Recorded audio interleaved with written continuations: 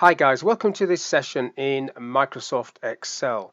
In this module, I want to show you how you can create a list that will automatically populate when you add an item. So on the left hand side of this screen, if I add a name, it automatically populates the item number. If I type a couple more and Ash, you can see that it's automatically entering the information in column K. Now the function I've used to do that is the sequence function. So what I did was I used the sequence function with an error function around it. So I'll type it first off, equals if error. This is so it can hide any error messages that pop up. And then sequence, open the bracket on the sequence. And then you've got the option there. The first argument is rows. Well, I'm going to use the COUNTA function. The COUNTA function will count if there's any information in any cell.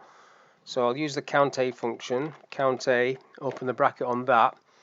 And I'm going to count everything in column O. In fact, yeah, I will count everything in column O. But what I'll have to do is do a -1 because obviously the word name is there.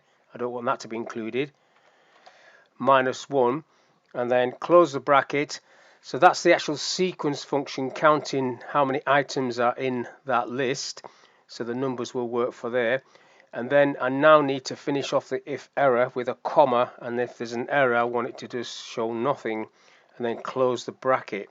Now when I click the tick, I don't get any information, but as soon as I start typing I should get a number, and as I go down the list you can see that it automatically puts a number next to the item that I enter.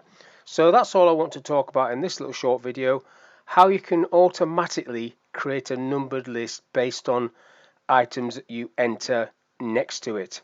So hopefully that was of use. Thank you for your time, and I'll catch you in the next one.